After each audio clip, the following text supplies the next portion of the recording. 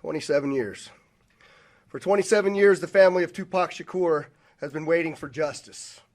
We are here today to announce the arrest of 60-year-old Duane Keith Davis, aka Keffe D, for the murder of Tupac Shakur.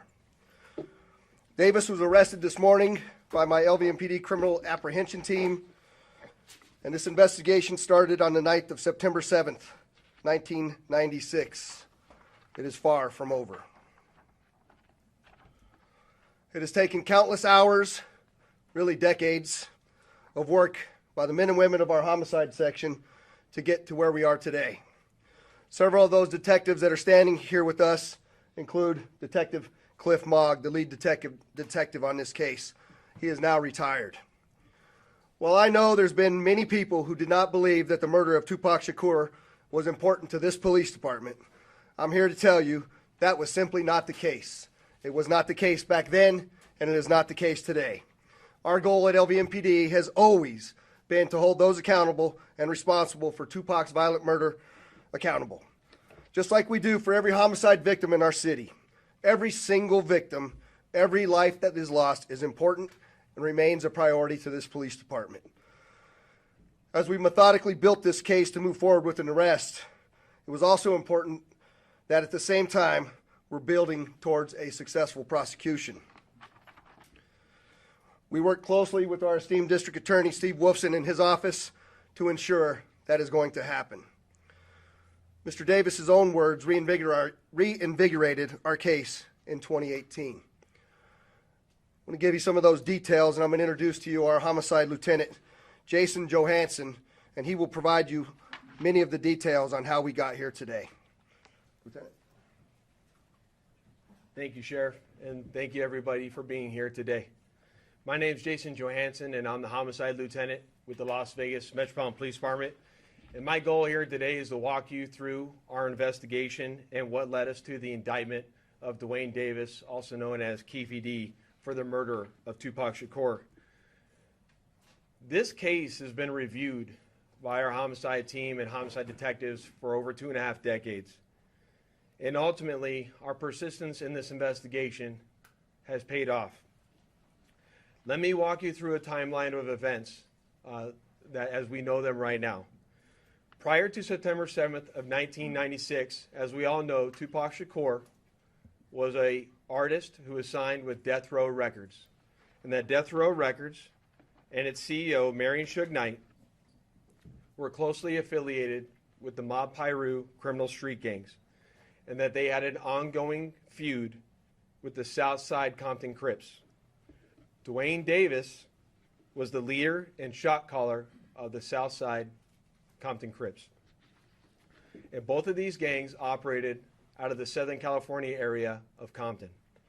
On the night of September 7th of 1996, Tupac Shakur, along with Suge Knight and members of their entourage, which include members of Mob Piru, came to Vegas to attend the Mike Tyson fight at the MGM Grand Garden Arena. Members of the Southside Compton Crips, which included Duane Davis, along with his nephew Orlando Anderson, were also in attendance at the same event. As both were leaving the fight, members of Death Row Records spotted Orlando Anderson near an elevator bank inside the MGM. At that time, they began to kick and punch him near that elevator bank. I will now show you hotel security footage, as many of you have already seen, related to the incident. And on this incident, you will see Tupac Shakur, who's wearing a shiny satiny shirt, with Marion Suge Knight, who's a large man in a brown suit, punching and kicking Orlando Anderson. Following this incident, you'll see hotel security intervene, and then they will leave the area of the fight.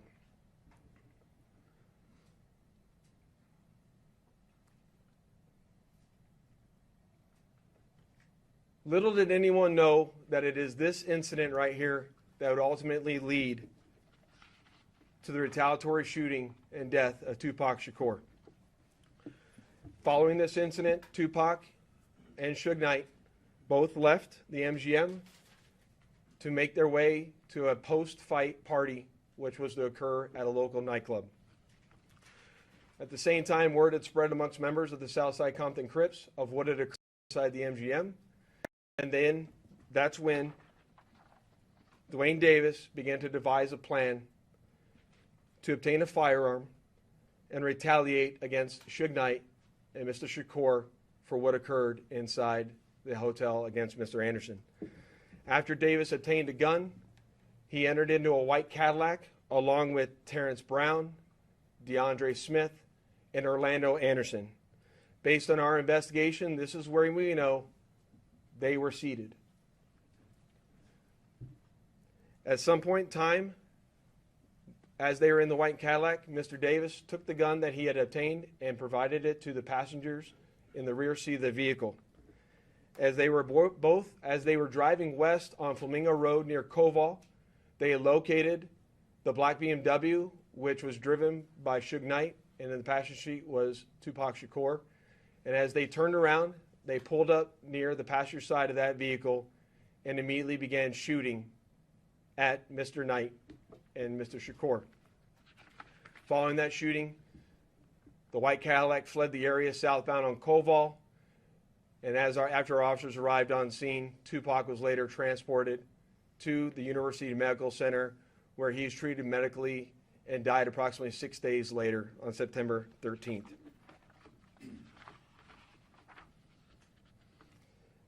My homicide section handled this investigation from its onset and for a short amount of time. And within a short amount of time, what we knew was that we were working a gang investigation where our victims, our witnesses, and our suspects were all from Southern California and not local to Las Vegas. Within the first few months of the investigation, our detectives knew most of the information I just briefed you on. However, we never had the necessary evidence to bring this case forward and present it for criminal charges. As time went on, this case had been reviewed multiple times by different investigators assigned to my section, but it wasn't until 2018 that this case was reinvigorated as additional information came to light related to this homicide.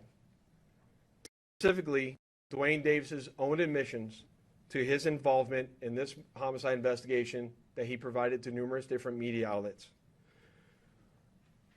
In our section, we knew at this time that this was likely our last time to take a run at this case to successfully solve this case and bring forth a criminal charge. It was at that time that this case was assigned to Cliff Mogg, a detective within my homicide section. And over the last 5 years, my section worked closely, hand in hand with the Clark County District Attorney's Office and followed a systematic investigative plan over the last 5 years. We've conducted countless interviews and corroborated numerous facts that were not only consistent with the crime scene on the night of the incident, but also corroborated and were consistent with the sequence of events that night. This ultimately led to us procuring a search warrant which was executed at Mr. Davis's residence in Henderson, Nevada. And following the execution of that search warrant, in close coordination with the District Attorney's Office, this case was presented to the grand jury, which ultimately led to Davis being indicted on charges of murder.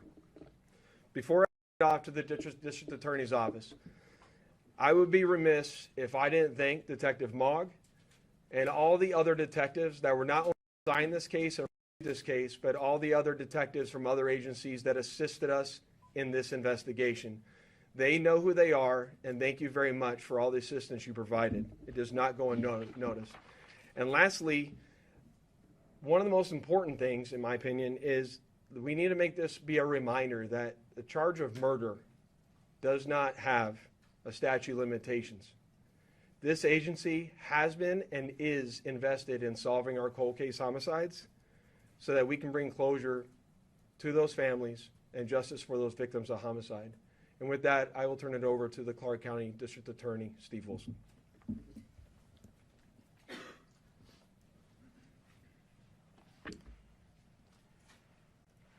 Thank you, Lieutenant Johansson. I appreciate it. Good afternoon. I am the Las Vegas Clark County District Attorney Steve Wolfson. It has often been said, justice delayed is justice denied. It's a quote we hear often and for many, many years when talking about our legal system, but not in this case. Today, justice will be served in the murder of Tupac Shakur. I'd like to acknowledge the relentless work of the many Las Vegas Metropolitan Police Department homicide detectives.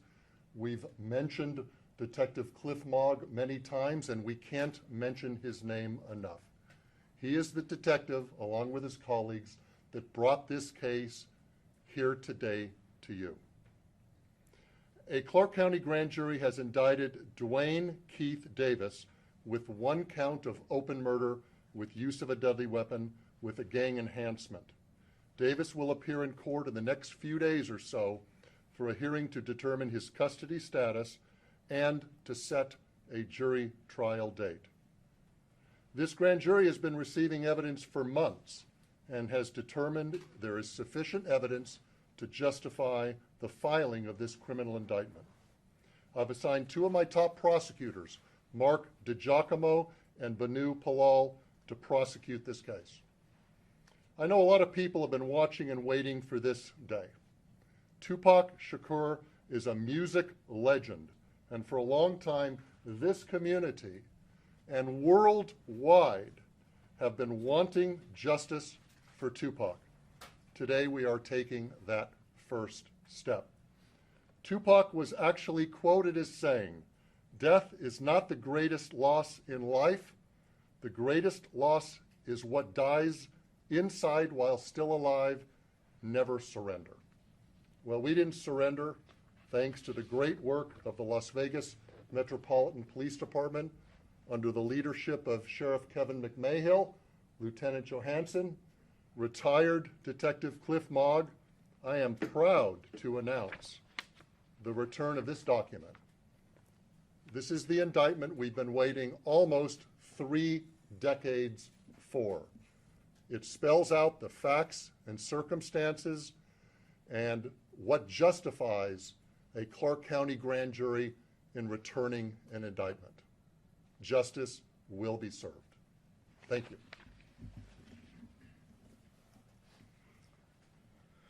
Thank you, Steve. I'd just like to say that the Las Vegas Metropolitan Police Department homicide section year over year solves over 90% of the homicides that occur in our jurisdiction.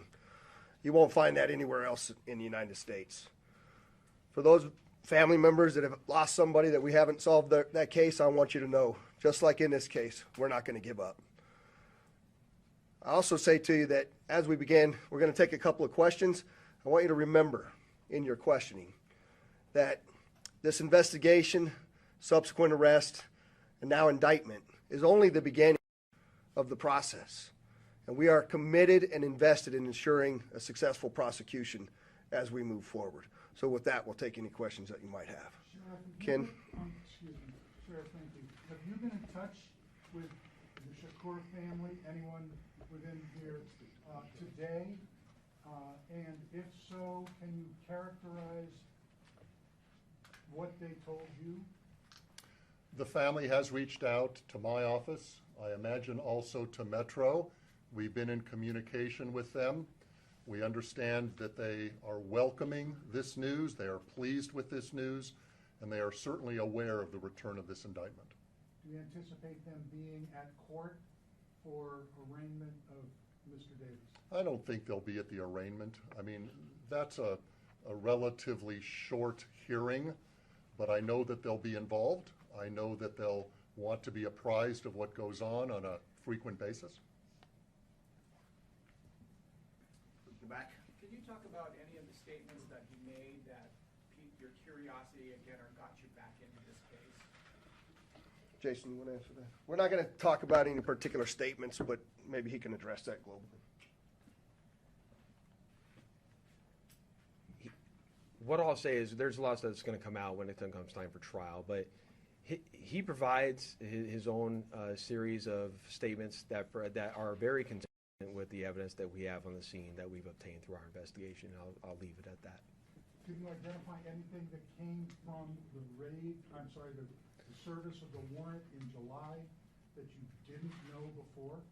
Yeah, that's a good question. What I'll say about the search warrant that we did in July, that we obtained information or evidence during that execution of that search warrant that corroborated information obtained through our investigation, and I'll leave it at that until we go to trial. Go ahead. Hello, I'm Tiffany Lane with Channel 3. So I know that this was obviously a big move. Is there anyone else being looked at this point? I know a lot of people have passed away since this incident, but is anyone else being looked at as part of this investigation still? So as I stated earlier, in this case, the only living suspect related to this investigation is Duane Davis. All other 3 suspects are deceased. Vanessa. Thank you. Vanessa Murphy, Channel 8. Steve, can you talk about the murder charge if he is not the one believed to have pulled the trigger? Yes, well, under Nevada law, and this is the law in most states in this country, you can be charged with a crime whether you're directly involved or whether you're an aider and abetter. We have an aiding and abetting statute, which provides that if you help somebody commit a crime, you can be equally as guilty. The best example is 2 guys that agree to commit a bank robbery, and one of them goes into the bank with a gun and actually commits the robbery, and the other guy is the getaway driver. Never went in the bank, but he assisted the guy that went in the bank, so he's equally guilty. That is one of the theories in this case as well. Last question. Do investigators believe that Davis was the only person behind the plan to kill Tupac, or was he one of multiple people who came up with this plan? I think the best way to characterize that is Duane Davis was the shot caller for this group of individuals that committed this crime, and he orchestrated the plan that was carried out to commit this crime. And can you say how he obtained the gun or who he obtained it from? We know that he obtained it from a close associate. That a lot of the actual details of who specifically, all that come out at trial, but he obtained it from a close associate of his. Thank you for coming. Lieutenant, Appreciate it. Thank you. Can you say if Mr. Davis has said anything since his arrest?